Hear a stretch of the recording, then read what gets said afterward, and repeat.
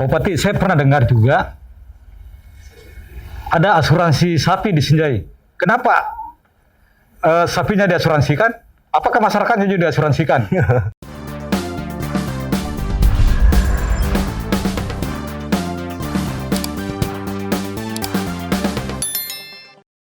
Selamat berjumpa kembali. Saya host acara Bincang Relasi.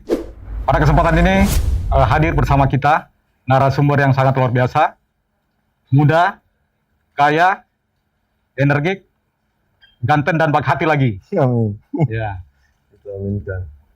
Andi Seto, Gadista Asapa, sarjana hukum, LLM, saat ini bersama kita, orang nomor 1 di Sinjai. Pak Andi Seto, Ya, sudah kaya, muda, sudah berada di zona nyaman, pengusaha, kenapa mau jadi bupati? ya terima kasih pertanyaannya. Mungkin kita ralat dulu. Saya ini biasa-biasa saja, jadi tidak kaya juga. Ya, bersyukur kita berada, ada kelebihan-kelebihan, dan kemarin usaha juga cukup lumayan, bisa jadi pemasukan. Dan ya, kalau ditanya kenapa ingin jadi bupati dan alhamdulillah terpilih jadi bupati, ya itu saya kebetulan ini selaku anak juga dulu dari ayah saya pernah menjabat jadi bupati, dan memang sedikit kalau bisa dibilang saya juga punya jiwa suka membantu orang, dan melihat bahwa menjadi bupati atau menjadi pemimpin ini saya pikir merupakan suatu pekerjaan atau kegiatan yang tentu kalau kita lakukan dengan baik bisa membawa buat masyarakat, membawa kesejahteraan, membawa banyak kebaikan untuk masyarakat, dan juga berharap bahwa ya, saya selaku kepala daerah bisa memajukan daerah saya, khususnya saat ini ya Kabupaten Sinjai, karena saya memang berasal dari Sinjai. Jadi kalau ditanya kenapa mau jadi bupati khususnya di Kabupaten Sinjai, ya karena ini saya ingin berbuat baik pada banyak orang, khususnya pada masyarakat di Kabupaten Sinjai, dan itu saya ingin membangun masyarakat Kabupaten Sinjai menjadi lebih sejahtera, lebih maju, dan lebih religius, dan mudah-mudahan bisa membuat Kabupaten Sinjai ini bisa lebih terkenal daripada sebelumnya. Tapi jadi bupati itu enak atau bagaimana? Ya, Pak, awalnya memang kita pikir-pikir enak, tapi setelah ya ini sudah 2,5 tahun saya jabat jadi bupati, memang kayaknya lebih banyak capeknya daripada enaknya.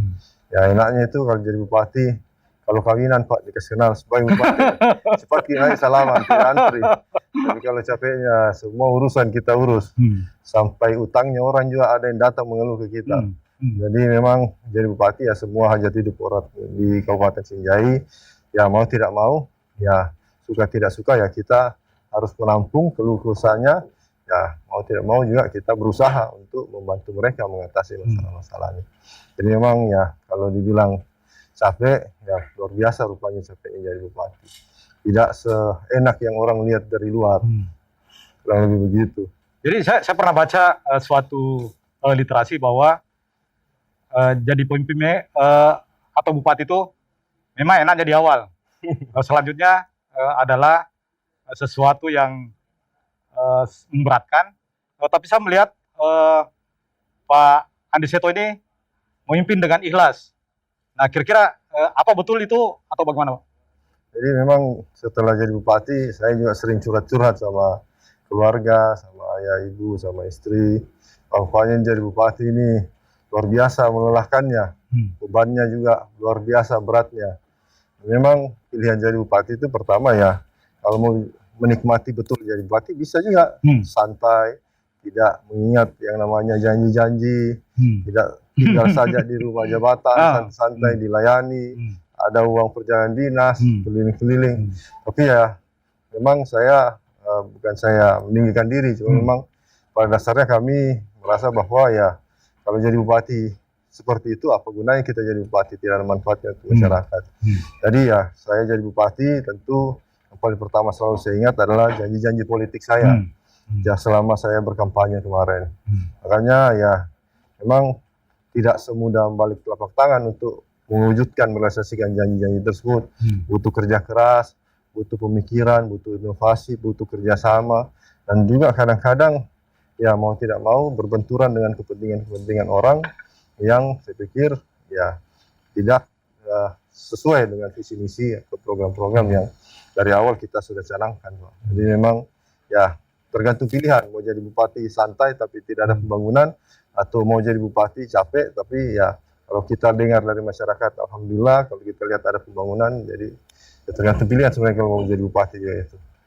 Terakhir saya mendapat data dari Badan Pusat Statistik, Sinjai ini sangat luar biasa. Angka kemiskinan menurun drastis ketika pandemi. Sebenarnya ini sesuatu menurut saya sesuatu yang tidak logis, ya. Tapi kemudian ternyata data BPS menunjukkan itu, dan itu pasti sesuatu yang luar biasa. Sebenarnya apa yang kita lakukan sehingga bisa seperti itu? Ya ini saya juga sebenarnya bersyukur sekali karena sebenarnya kami juga tidak memperkirakan bahwa angka kemiskinan akan turun. Sebenarnya ini angka kemiskinan kami kan dari tahun pertama jadi bupati itu 9,27.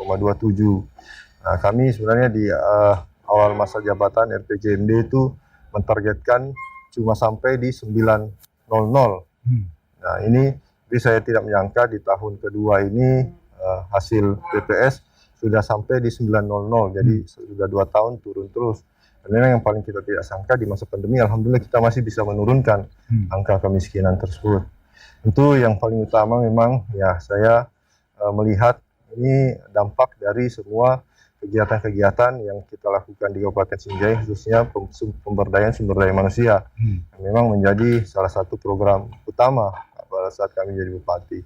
Saya sebenarnya di awal masa jabatan selalu menyampaikan bahwa kami berusaha bahwa semua kegiatan yang ada di Kabupaten Sinjai itu, dana yang ada di pemerintah daerah Kabupaten Sinjai ini kita usahakan betul-betul kalau bisa kegiatannya mengalir di masyarakat Kabupaten Sinjai saja, kita usahakan seperti itu. Jadi tidak perlu uangnya mengalir kemana-mana, karena ya dana kita ini kalau saya hitung-hitung ada 1 triliun kita punya APBD, pembangunan 300 miliar, ya kalau setengahnya atau seperempatnya saja semuanya berputar di Kabupaten Sinjai, ini tentu insya Allah masyarakat merasakan betul.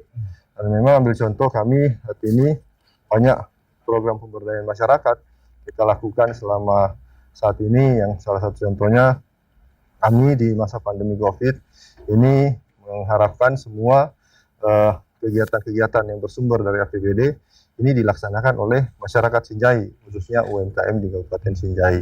Contoh kami kemarin di UMKM pada saat mereka banyak yang tutup, kami di bantuan pangan non tunai itu kami meminta supaya kita punya barang-barang UMKM itu dibeli dan diberikan kepada masyarakat. Demikian juga bansos-bansos kami, semua bansos-bansos yang kami adakan itu kami belinya dari UMKM, tidak dari barang-barang yang ada dari luar. Jadi UMKM kami alhamdulillah terberdayakan. Pun demikian dengan kegiatan-kegiatan yang ada di pemerintah daerah. Antara lain kami di Dinas Pendidikan ada yang namanya pengadaan baju gratis, seragam gratis, lengkapan sekolah gratis. Kami meminta kepada Dinas Pendidikan bahwa barang-barang tersebut belinya dari UMKM Kabupaten Sinjai, dari penjahit Sinjai, dari pedagang Sinjai. Jadi semua kegiatan-kegiatan yang bisa dibeli dari UMKM kita harapkan dibeli dari UMKM yang ada di Kabupaten Sinjai. Jadi memberdayakan UKM lokal ya? Ya, kami memberdayakan UKM lokal, bahkan kalau bisa kami usahakan supaya pedagang-pedagang yang ada betul-betul dibeli oleh semua kegiatan yang ada dari pemerintah daerah. Jadi uangnya kita punya harapan tidak lari ke merek-merek besar yang uangnya kalau lari keluar. Terus Bupati, saya dengar tadi kesehatan dan pendidikan gratis, bahwa sampai seragam gratis. Bisa seperti itu, bagaimana caranya? Ya, memang alhamdulillah kami dari segi kebijakan, saya bersyukur juga dibantu oleh teman-teman dari Pemda Kabupaten Sinjai, bahwa pada saat kami menyusun program itu, kami melihat dulu prioritas pembangunan yang kita sudah tetapkan di RPJMD. Jadi kita lihat yang mana masuk di visi misi, yang mana masuk di program unggulan, yang tidak boleh diganggu-gugat pada saat melakukan penganggaran. Ambil contoh tadi kita punya pakaian seragam gratis dan perlengkapan sekolah gratis. Pada saat kita melakukan penganggaran di APBD, kita sudah tetapkan bahwa ini tidak boleh diganggu-gugat. Demikian juga untuk kesehatan gratis, pembayaran BPJS ini tidak boleh diganggu-gugat. Pada saat kita menyusun anggaran, ada pos-pos yang walaupun keadaan COVID seperti sekarang ini, saya minta untuk tidak diganggu-gugat oleh teman-teman yang ada di dinas-dinas. Jadi sehingga itu tetap bisa berjalan dan mau tidak mau pos-pos lain yang terhilangkan. Jadi memang ya saya bersyukur karena saya dibantu oleh teman-teman dari pemerintah daerah pada saat melakukan penganggaran fokus di prioritas anggaran yang jadi program-program unggulan. Tadi ada kesehatan gratis, ada baju sekolah gratis, ada juga pemberian insentif-insentif ataupun pemberian kepada pemuka-pemuka agama, pesantren dan lain-lain. Karena serba gratis tadi itu, apakah memungkinkan keluarga saya dari luar Sinjai bisa pindah ke Sinjai untuk mendapatkan gratis? Ya, Tapi kita tahan dulu Pak Bupati, karena sebentar lagi kita lanjut.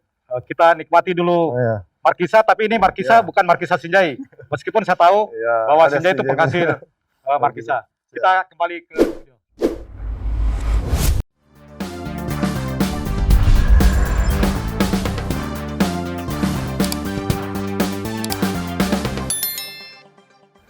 Pak Bupati, saya pernah dengar juga ada asuransi sapi di Sinjai.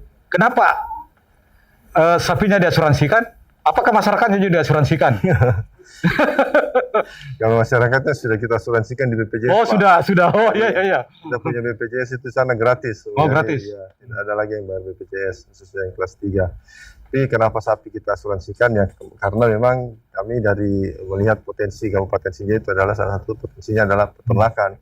Dalam hal ini sapi potong. Dan memang di Sinjai itu kita punya sapi ya, walaupun kabupatennya cuma sekitar 8.800 km persegi, kita punya jumlah sapi sampai sekarang 140.000. 140.000 ekor di tahun 2021 ini. Dan memang salah satu kendala itu di Sinjai khusus mengenai sapi itu pertama banyak pencurian sapi, Pak. Jadi khusus daerah perbatasan itu banyak pencurian sapi dan juga banyak sapi yang mati tidak jelas kenapa. Nah, kebetulan waktu itu saya melihat ada program dari Jasindo bekerjasama dengan Kementerian Pertanian, mana itu ada program asuransi sapi. Asuransi sapi itu sebenarnya program Jasindo harusnya dibayar 200.000 untuk per ekor. Tapi ya kita bersyukur Kementerian Pertanian subsidi sebanyak 160.000. Jadi yang berminat itu kalau mengambil asuransi sapi cuma bayar 40.000. Cuma saya masuk jadi bupati, saya lihat peternak masih kurang minatnya ini untuk mengasuransikan sapinya. Padahal cuma 40.000. Kalau dia bayar 40.000, sapinya mati itu dia dibayar 7 juta, sapinya dicuri dibayar 10 juta. Jadi ibaratnya perlindungannya aman. Saya bilang, kenapa dia tidak mau bayar ini cuma 40.000? Karena kalau dia beli rokok saja 3 bungkus, 2 bungkus kan sudah dibayar. Kayak perlu stimulus ini, perlu dorongan bahwa bagaimana rasa manfaatnya ini asuransi sapi. Makanya kami langsung sampaikan bahwa karena kita berharap sapi di Sinjai terus meningkat populasinya, kita sampaikan bahwa pada saat saya jadi bupati, saya akan menggratiskan asuransi sapi kepada peternak yang mau dia punya sapi di IB, inseminasi buatan. Karena kan kalau di IB itu rentan mati dan juga tadi pencurian. Jadi kalau mereka mau di IB, saya bayarkan dia punya asuransi sapi. Sebenarnya kalau kita hitung-hitung nggak seberapa, Pak. 40.000. Dulu saja 40.000 itu saya di awal tahun saya anggarkan untuk 10.000 sapi, itu cuma sekitar 800 juta. Jadi nilainya tidak seberapa, tapi setelah kita lihat hasilnya, wah luar biasa rupanya ini penghasilan dari sapi. Karena dari kartunisasi saja kita sudah dapat 500 juta lebih. Belum lagi dari penjualan sapi, pajak-pajak dan lain-lain. Jadi dengan investasi asuransi sapi saja, kita alhamdulillah pendapatan juga bisa kembali lagi. Ditambah lagi setelah kita dorong mereka merasakan asuransi sapi, rupanya di tahun-tahun berikutnya mereka ini akhirnya memang setelah merasakan manfaat asuransi sapi, akhirnya kalau merasa Pemda agak terlambat mengasuransikan sapinya, dia asuransi sendiri karena mengerti betul manfaat dari asuransi sapi. Jadi memang dengan uang kecil tetapi manfaat besar, makanya kami Pemda mau mengasuransikan sapi di Kabupaten Sinjai. Dengan begitu jumlah sapi potong di Sinjai, alhamdulillah dari dulu 2018 cuma sekitar 100.000, sekarang meningkat jadi 140.000. Luar biasa. Pak Bupati, itu tadi penyebab banyaknya sapi yang mati sudah ditahu penyebabnya? Ya, memang Pak, sapinya kan biasanya banyak yang curi di tengah jalan, kalau ketahuan dibunuh saja dan lain-lain. Jadi memang itu yang dulu, zaman dulu sebelum ada asuransi sapi, memang rawan sekali Pak pencurian sapi. Tapi mungkin begini Pak Bupati, mungkin sapinya itu mati disebabkan karena stres. Stresnya kenapa sapi stres? Mungkin karena betinanya yang kurang. Ya, mungkin juga itu. Karena kan betina itu di Sinjai tidak dijual belikan Pak. Yang dijual belikan cuma jantan Pak. Oh iya. Itu dalam bentuk perda? Bukan dalam bentuk perda, tapi memang kami dari Dinas Peternakan yang mengatur bahwa kalau bisa sapinya yang betina itu tidak dijual. Rata-rata memang kesadaran masyarakat di Sinjai juga sudah banyak yang beternak. Mereka kalau dia jual itu rata-rata sapi jantan. Luar biasa. Dia di IB, jadi tidak perlu ada jantannya, suntik saja sudah bisa ada isinya Pak. Jadi menarik itu meskipun tidak ada perda, masyarakat sudah sadar bahwa ada informasi bahwa tidak boleh menjual sapi betina. Itu menarik. Terus bagaimana dengan rumah singgah yang pernah Pak Bupati gagas, dan itu sangat menarik menurut saya, dan mungkin juga satu-satunya daerah yang membuat rumah singgah di Makassar. Nah, itu rumah singgah sebenarnya kita terinspirasi di Kabupaten Sinjai itu kan, kita ada kecamatan namanya Pulau Sembilan Pak. Kecamatan Pulau Sembilan itu ya jaraknya dari kota itu sekitar 30 menit kalau naik speedboat, 1 jam kalau naik kapal yang biasa.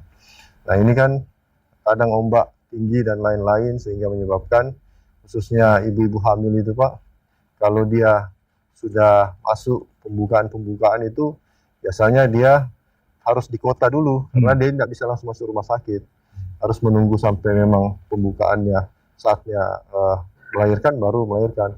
Kadang-kadang di sana dulu tidak ada rumahnya karena orang dari pulau itu banyak yang miskin-miskin Pak. Tidak ada tetangga, tidak ada keluarganya juga punya rumah. Jadi banyak yang menyewa rumah. Tapi itu ada salah satu petugas kesehatan punya ide membuat rumah singgah buat ibu-ibu hamil tersebut.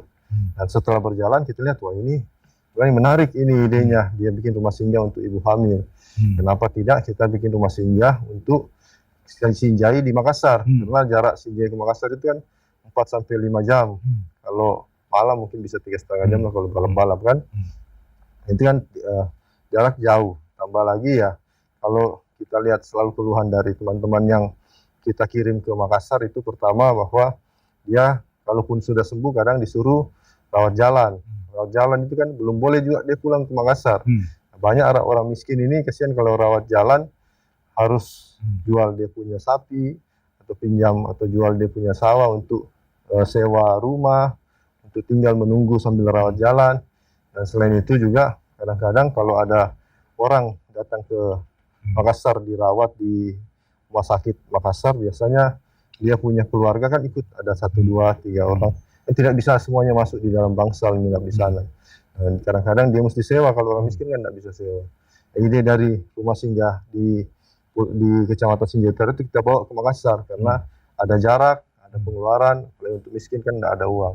Kita buatkanlah rumah singgah di Kota Makassar khusus untuk masyarakat Kabupaten Sinjai. Jadi kalau ada yang masuk rumah sakit, keluarganya bisa tinggal di rumah singgah. Kalau dia sudah sembuh tapi mesti rawat jalan, dia bisa tinggal di rumah singgah tersebut tanpa membayar. Karena yang kita khususkan peruntukan untuk orang-orang miskin. Dan biaya itu dibayar oleh Pemda? Ya, dibayar semuanya untuk pemerintah daerah. Mungkin terakhir nih Pak Bupati, Pak Bupati ini saya tahu hobi naik sepeda, gowes kemana-mana untuk melihat kondisi rakyatnya. Tapi apakah itu bukan karena kecanduan gowes, artinya kemudian tidak mengembangkan Persin? Padahal Persin ini dulu pernah divisi utama dan penggemarnya cukup banyak. Nah, gimana ini Pak? Persin sebenarnya kita sudah galakkan dari pertama kita jadi bupati, saya sudah beri anggaran kepada Persin Cuma memang saat ini kan ya pertama masa pandemi Covid, jadi Persinnya ya susah berkegiatan karena kita kemarin pada saat masuk menjabat langsung mendorong persepak bolaan. Nah, rupanya mulai dari awal Pak, karena Persin waktu itu sudah dianggap bubar oleh PSSI. Jadi kita bentuk lagi manajemen baru, PT baru karena mesti PT juga, pengurus baru, mulai langsung dari divisi 3. Jadi mesti masuk daftar dulu. Di tahun 2019 kita sudah mulai pertandingan. Cuma waktu itu memang karena kalah di awal sehingga kita berencana maju di 2020. Persiapan matang ada Covid Pak. Jadi mau tidak mau Persinnya ditunda dulu untuk berprestasi. Kasihan juga sebenarnya karena kami sudah persiapan sudah cukup bagus, tapi ya mau tidak mau karena nggak ada kegiatan karena Covid. Jadi tidak kita tinggalkan Persinnya. Cuma memang karena keadaan jadi susah untuk didorong. Kurang lebih begitu. Jadi tetap ada. Tetap ada insya Allah semangat kita untuk akan majukan Persin kembali. majukan, Mudah-mudahan Persin. bisa maju seperti dulu, bisa di divisi utama. Ya, kita doakan supaya Amin. itu terwujud karena ini harapan banyak ratusan Ya. ribu rakyat dari Sinjai. Ya. Para pemirsa di mana saja berada, masih banyak prestasi, masih banyak trik dan tips yang akan digali lebih banyak dari seorang Andi Seto Asapa yang akrab kita sapa dengan Bapak Asa. Tetapi karena keterbatasan waktu, kita akan lanjut pada episode-episode berikutnya. Kita kembali ke studio dan jangan lupa, ayo Ke Sinjai.